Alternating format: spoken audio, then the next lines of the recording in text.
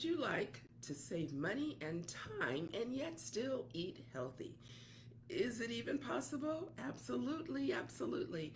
I'm Coach Maggie, certified health and lifestyle coach, and I'm going to show you how in 5 easy steps. And I almost want to say I can guarantee if you follow these, I guarantee you will save time and money. So I'm going to go quick. Please, please, please leave me a comment if you want me to dive deeper, but I want to make this quick.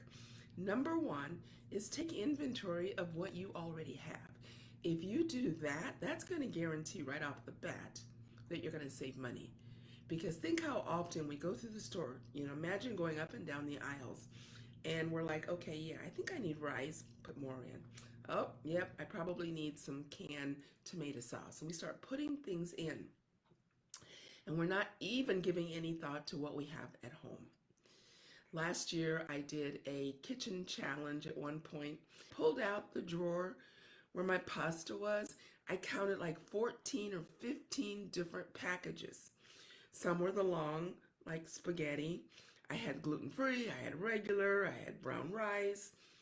I had the elbow noodles, macaroni. I had the penne pasta. I had all kinds. And then step number 2 is create the menu around what you have. So if you've got a lot of pasta, you may think, okay, it's time for, we got lots of spaghetti. We know that we're gonna have spaghetti one night. Lots of elbow noodles, let's make macaroni and cheese. I see my potatoes really starting to sprout in the basket. It's time to have mashed potatoes.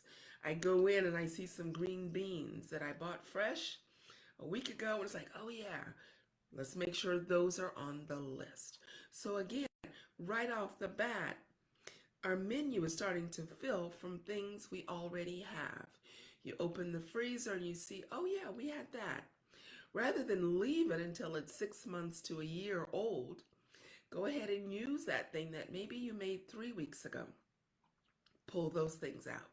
Cha-ching, see, you're saving money right off the bat. The next thing is as you make up your menu, think how many days. So are you the person that shops weekly? Then you're talking about 7 days. Every other week like we were for ages, 14. But then start to deduct. Okay, well, we know we're going to have leftovers probably half the time. Okay, so then that's 7 meals that you're actually buying for. Well, we usually end up eating out once. Okay, that's now 6. Okay, then then you start labeling all the other things, and pretty soon you are again less. So with the list in hand, menu in hand, you are actually cooking for 8 days, 10 days, whatever. Okay?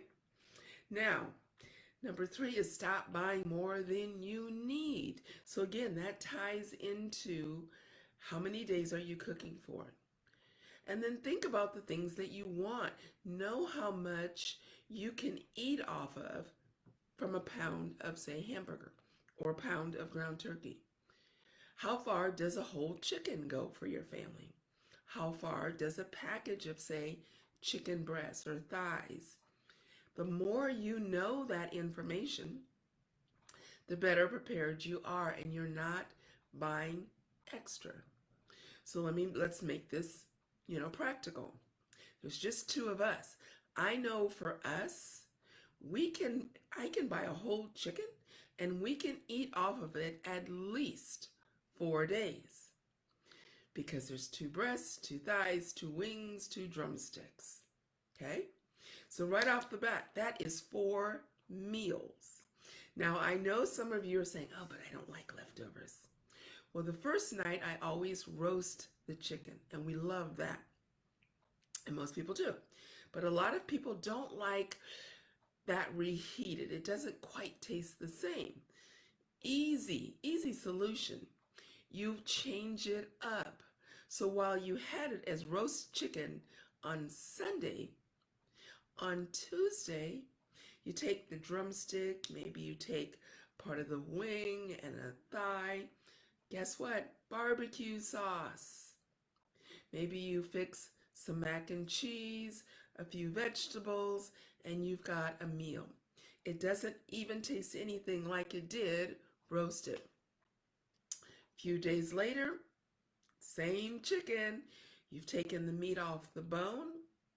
You make some pasta, and it could be a white sauce or a red sauce. You sprinkle some Parmesan cheese. You've got another whole meal. Doesn't taste anything like it did with the barbecue sauce or roasted. And then the last one, you add some soy sauce, some wild rice, some stir-fried vegetables, and now you've got Chinese. So that's a way to incorporate, you're eating a variety. It's not like, oh, there's that same old chicken from Sunday. We've redressed it as something else. That is the way. So that is a huge tip. From a pound of ground beef or ground turkey, especially ground beef, I buy it as lean as possible. I used to go, oh, but the 85% is so much cheaper. But have you noticed how much grease there is to drain off? I buy the 97 and you're getting that whole pound of meat. And generally what I do is I cook it up. A lot of times 2 pounds at a time, but for sure the 1 pound I cook it up. I season it, salt, pepper, some of my extra seasonings, and then I divide it. And I take part of it, not quite half, and then I put it in a separate dish. And I sprinkle some cumin and some cayenne pepper, maybe just a hint, chili powder. And guess what? It's going to be 2 whole meals. It's going to be tacos one night, and it might be going into chili the next time.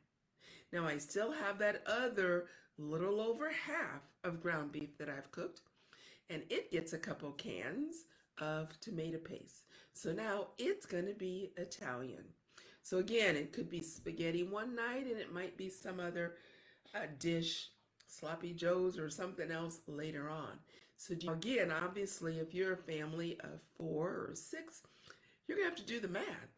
But do you see how all of a sudden it's going so much further than you realize? All right, step number 4 is the prep part. When you bring it home, you are going to chop, chop, chop. Too often, we cut maybe part of an onion. We use half of a pepper.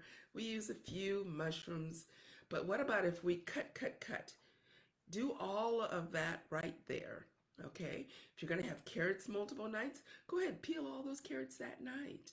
Saving you time, saving you time. And then the last one is, of course, make it the different nights. But then really important, freeze what you don't use and label it and say goodbye for a couple weeks and then put it on the calendar. So for example, if you made chili, so you put it in a dish, you label it, and then maybe while you're there in the kitchen, put it on the calendar, chili, and then put it in the freezer. And maybe that's a night your kids have track meet, there is youth group at church, they've got piano lessons, whatever. You don't have that waste. How often have you pushed things back in the refrigerator only to pull them out a week, 2 weeks later? And they're green, but they didn't start out green. This is a way to save time and save money.